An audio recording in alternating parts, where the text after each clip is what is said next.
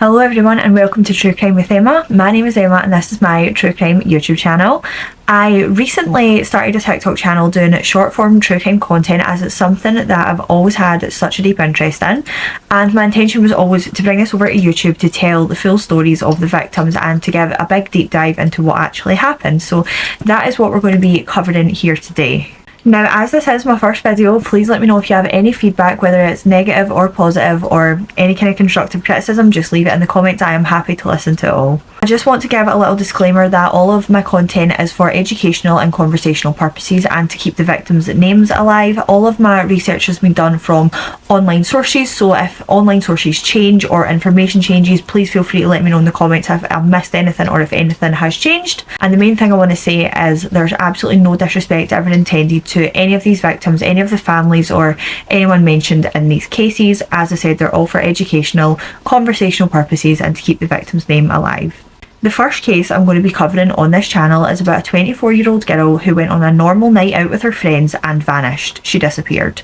Her friends reported her missing to the police the next day and they looked on CCTV and saw her talking to a man outside the nightclub that she left. The man claimed he was innocent, but that could not have been further from the truth, and as the police dug deeper into this, it was honestly one of the most horrifying and brutal cases that Scottish history has recently seen. That man went out that night with a motive, and let's talk about it. This is the case of Karen Buckley. This case takes place in the spring of 2015 in the city of Glasgow in Scotland. I'm from Scotland, so this happened in the country that I'm from.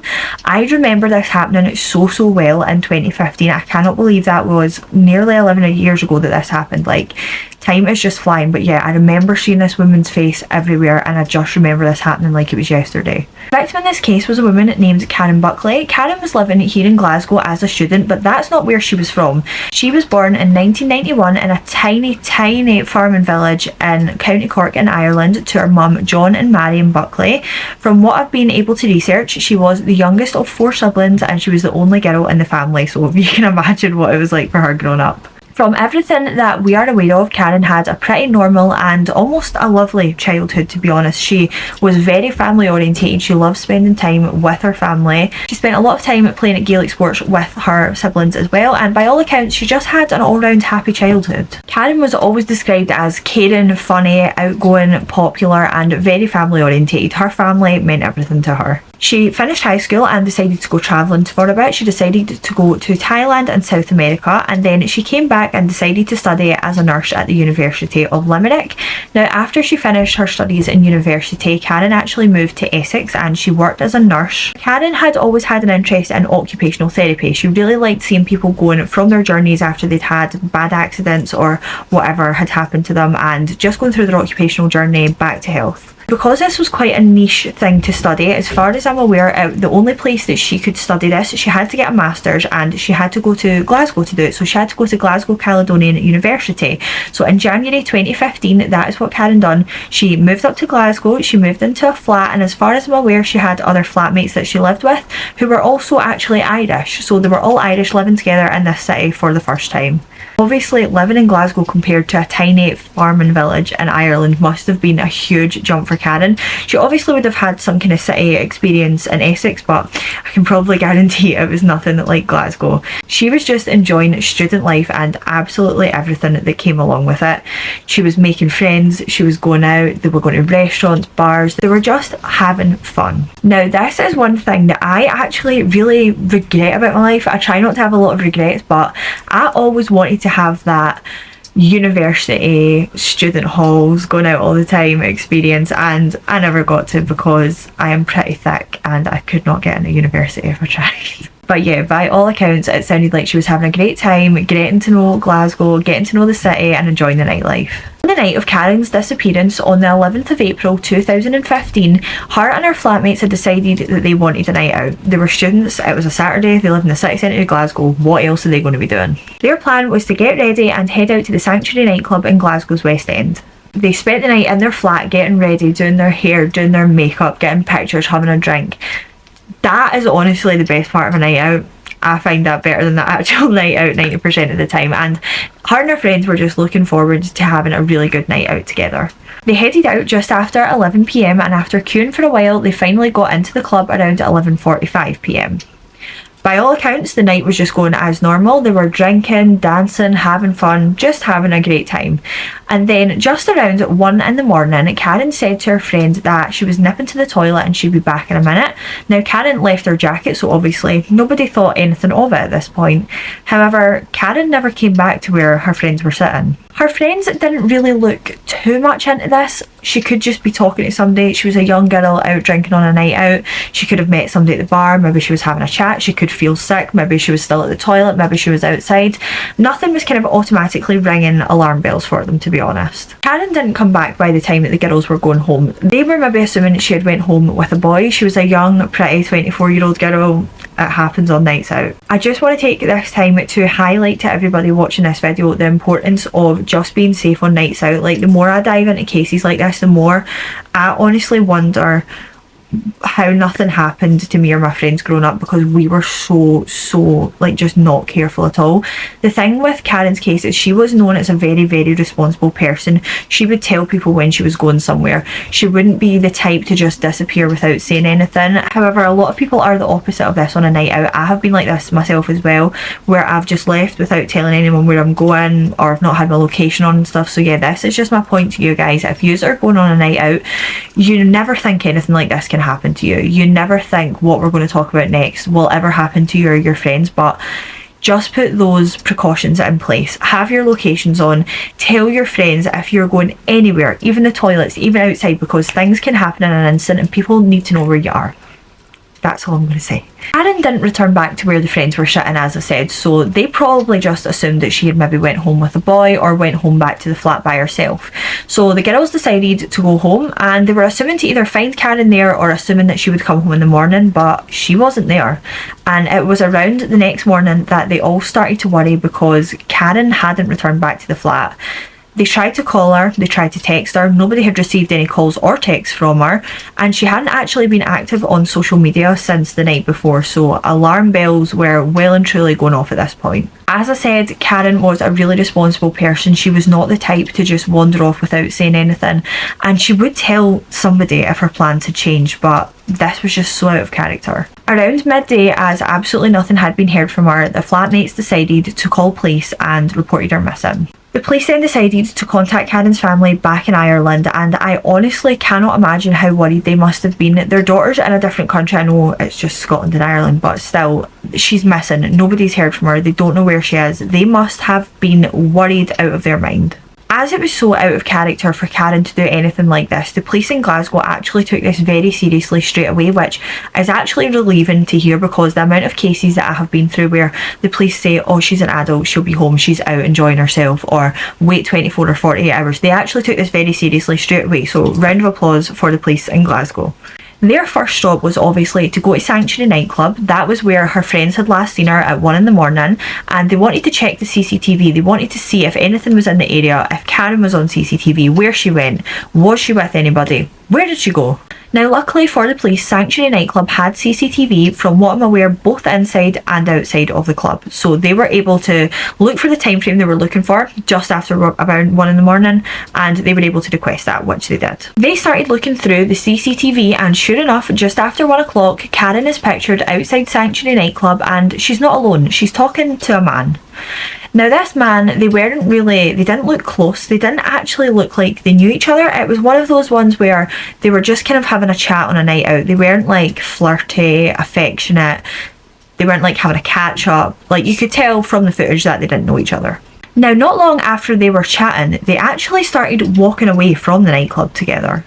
Perhaps this was somebody that Karen met and decided to go home with. Police didn't know, but the one thing they did know was they had to find this man, and they had to find him fast, because not even in the way of looking at him as a suspect, he might have just had information as to where Karen went. Maybe she said she was meeting somebody, perhaps she said she was going somewhere, but what they knew was that was the last person to see her, and they had to find him, and they had to find him fast.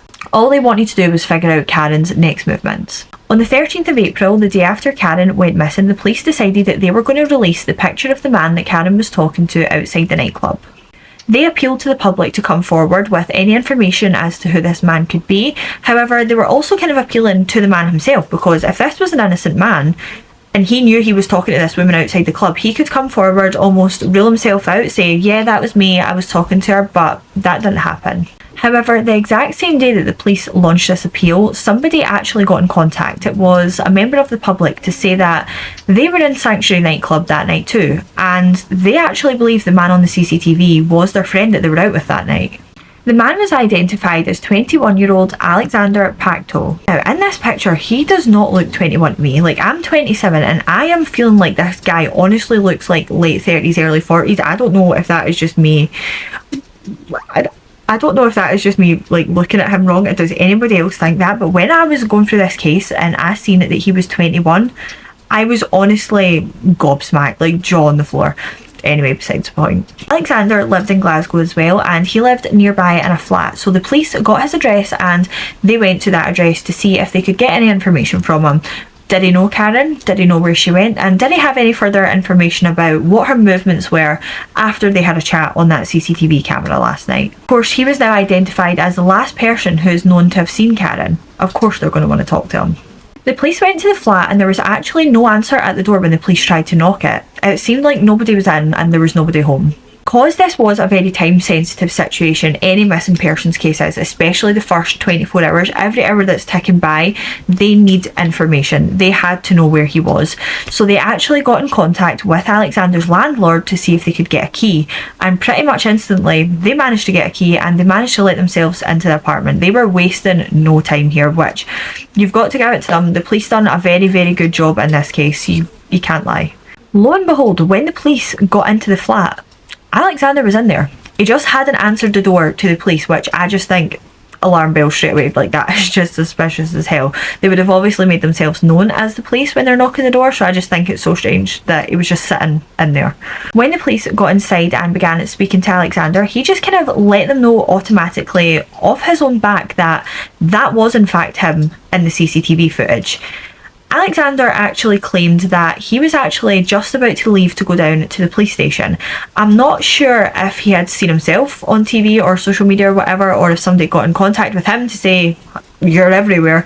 But what he told police was that he was actually planning to come down to the station, identify himself as the man, and give his side of the story over. He said himself he was going to confirm that that was him in the footage. The police then gave Alexander a brief questioning. It wasn't like a formal thing or anything, it was just in his flat, and Alexander ran through his version of events of what happened that night.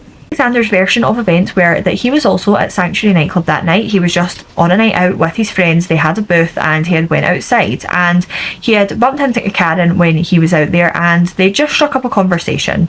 They hadn't met before and it was confirmed that this was the first time that they had met. After they were chatting, they began to walk along the road a little bit and they got into his car, which was a Ford Focus, which he'd actually drunk drove to the club that night. Brilliant. He then said that he drove him and Karen back to his flat. They had had consensual sex and then Karen had left around 4 in the morning. He claims that that was the last time he saw her and he didn't know what had happened to her after. He said perhaps something had happened on the way home. However, the police were automatically suspicious about this. It doesn't look good, does it? Police were just automatically a bit suspicious of Alexander though. It doesn't look good, does it? You've not answered the door to the police and last night a girl left the nightclub with you, came home to your flat, slept with you, left, and then she's disappeared. It's just not looking good. There was some stuff in his flat that were just a little bit weird as well, especially in his bedroom. He had a mattress in his bed that was too small for it, so if you can imagine a king size bed but with a double mattress in it, like it just didn't fit into the bed frame, which is just a bit strange. Maybe that was all the money he had to buy a smaller mattress, I don't know. There was also some tools and tape that were out and he didn't seem to be doing any DIY when the police came. However, the most noticeable thing was when police first entered the flat, they could smell an overwhelming smell of bleach. A very, very strong smell of bleach and cleaning products, as if someone had very recently done a very, very deep clean. Not just like a little clean about the place and the house smells nice, like cleaning products. Like this person had deep cleaned the house. The full situation and Alexander himself were just seeming a bit suspicious to police. Everything in the situation was just screaming suspicious. However, the police didn't actually have any solid evidence to warrant an arrest on Alistair there, so they couldn't prove anything. They just continued to treat him as a person of interest and kind of a witness in the situation and not a direct suspect yet. There was absolutely loads of tips and leads coming in after the police went on a public appeal. They were going through all of these tips and leads that they were getting, but Alexander was still on their radar. After all, Alexander was the last person who was known to have seen and spoken to Karen and seen her alive. They decided to bring him in for a formal questioning, which Alexander was actually happy to do. He was calm, cool, collected. He didn't show any signs of hesitation, suspicion, any worry that he was getting brought in for questioning. No guilt, nothing. He was happy to be questioned. In his questioning, Alexander told the exact same version of events that he had told to police when they had questioned him briefly at his flat. Nothing changed at all. He said he was at Sanctuary nightclub that night. He arrived there with his friends not long after 11 o'clock, bumped into Karen outside, they had a conversation, went back to his, they slept together and left about 4.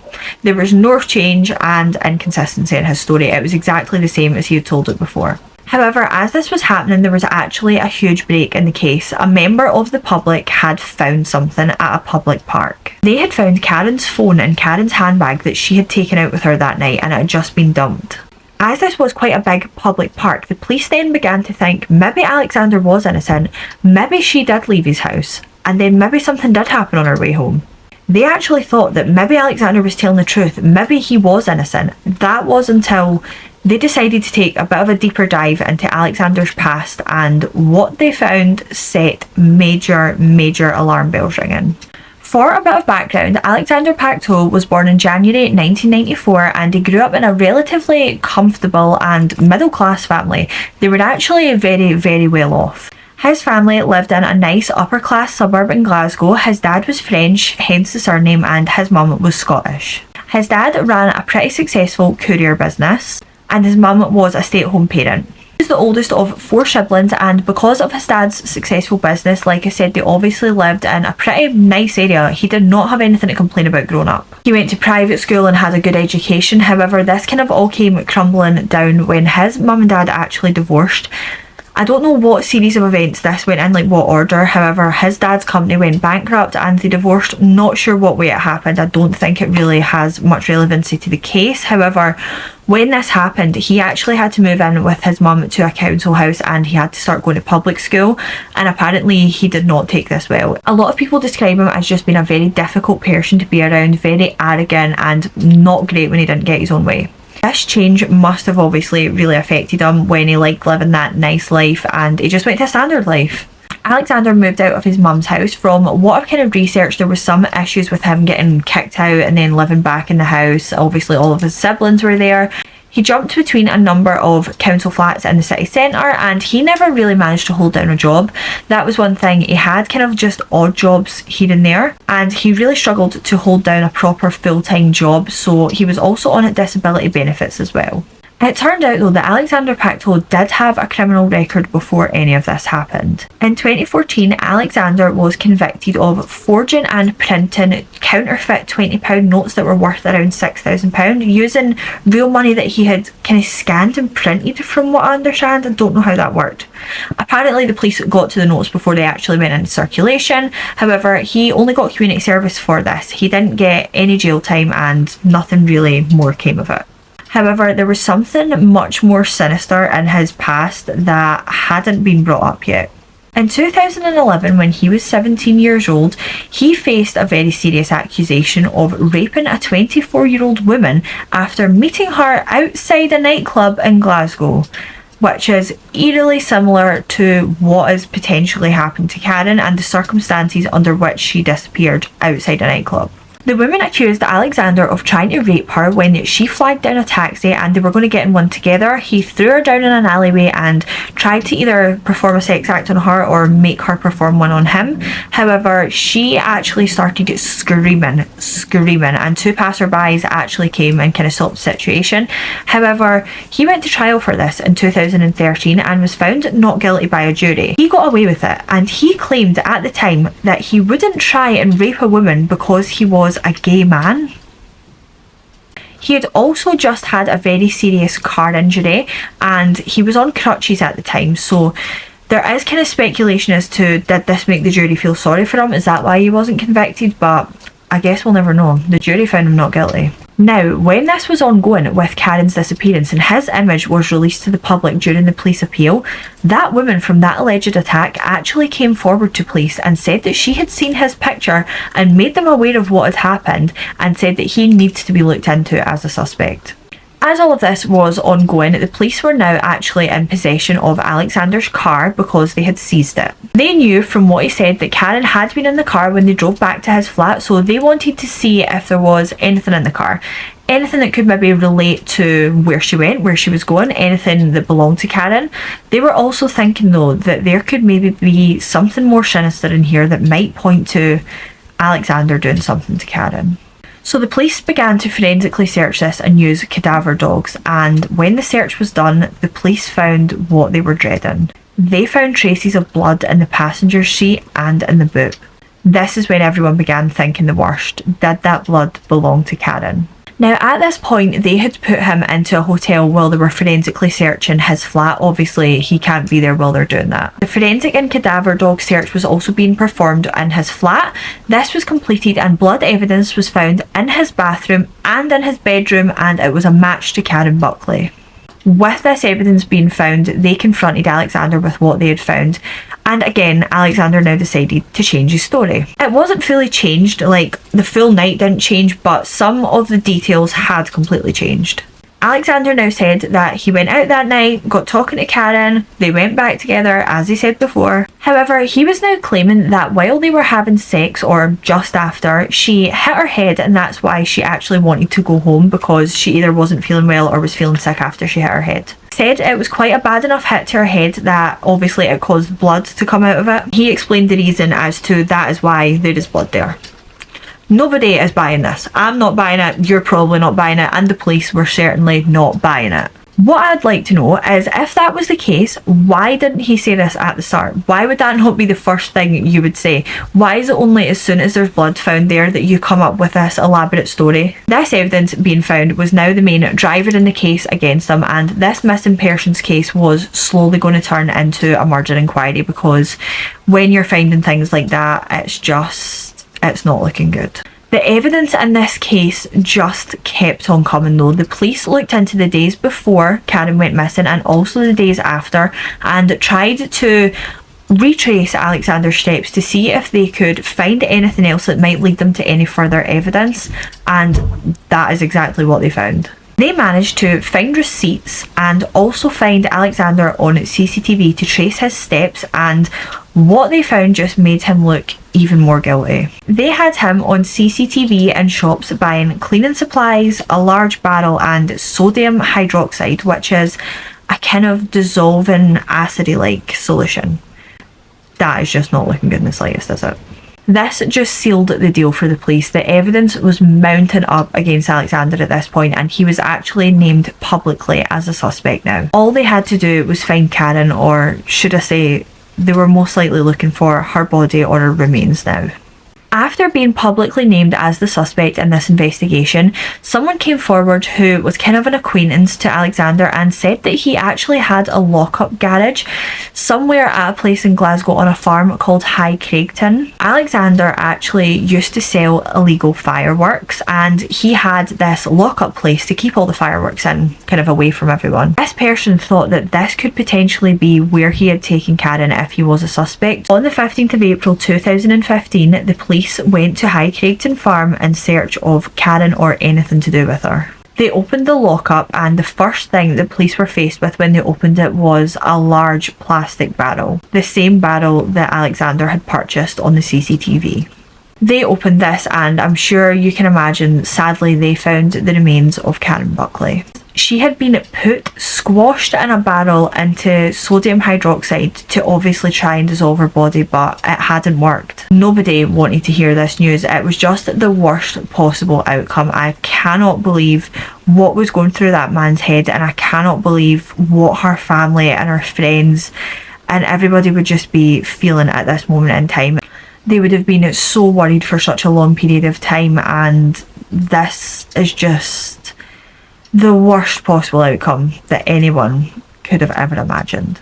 It is just sick. It is so sick. I cannot fathom somebody ever doing that. It's scary. Her body was then sent for a post-mortem and there was injuries to her neck which were consistent with strangulation. There was also blunt force trauma to her head. The report suggested there was 12 to 13 injuries from blunt force trauma from a very large heavy object. There was also a huge fracture in her skull, which just shows how brutal and horrible this attack on her was. Like,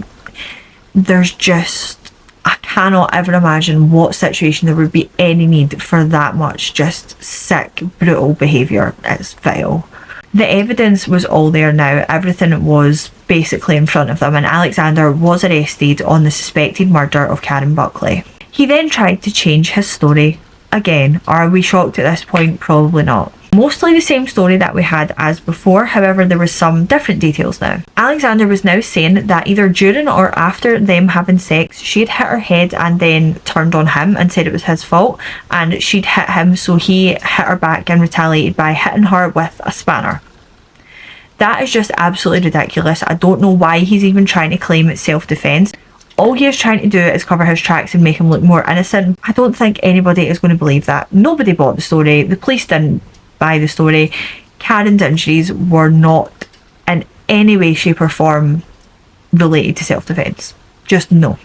There was actually just more evidence coming out as the investigation was going on. The police found CCTV footage of Alexander following another woman that night. He was walking behind a woman, kind of going in and out of cars whenever she would turn round, and was following her. She was looking behind her. She was obviously a bit wary of this man behind her, and the police actually deemed her as the luckiest woman ever because she managed to get in a taxi by herself and get away from him. Obviously this didn't work out. Alexander went back to the club and ended up doing this to Karen. He went out with a motive. He knew what he was going to do. This was premeditated. This was not just a random attack. So many people showed up to a vigil that was held on the 17th of April. Her family attended as well, and hundreds of people showed up to this, mainly from Glasgow, to show to support to her family. Everybody was just disgusted that somebody from Scotland had done this to somebody else. The whole city was completely disgusted and outraged that one of their own had done this to this young innocent girl. In August of 2015, Alexander went to court for the murder of Karen Buckley. Despite constant story changes and claiming he was innocent the full way through, he actually pled guilty so that it didn't actually have to go to trial. Alexander's defence told his version of events that night for a final time, which was yet another change to the story. How many changes have we had? Has anyone been keeping track? Because I certainly can't. He now claimed that they didn't actually go back together for sex. I am going to assume at this point that he had offered her a lift and she had accepted. He claimed that while they were in the car together, she said something to him that got him so angry that he just seen red and started hitting her with a spanner. She died there and then in Alexander's car. She had never been in his flat alive. He took her body, carried it into the flat, and slept while her body was on the floor. Yeah. The next morning, he went and purchased all of those items that I mentioned before: the sodium hydroxide, the barrel, the cleaning supplies, the rope, the gloves, etc. Now, he was trying to clean this up fast before his flatmate got home. As you might remember me saying, he didn't live alone. He lived with somebody, and he obviously needed to try and sort this situation out before they got home. However, he kept her body in his room again for the second night, and then the next day he obviously put it in the barrel and took it up to his lockup at High Craigton Farm. There was just so much planning that went into this. This was no accident. This was not self-defence. This was a disgusting, vile human being who went out that night with a motive. Now, he went to every single length to try and cover this crime up. Even if it had been an accident, if he would have phoned emergency services, it might have been different, but he knew what he was doing.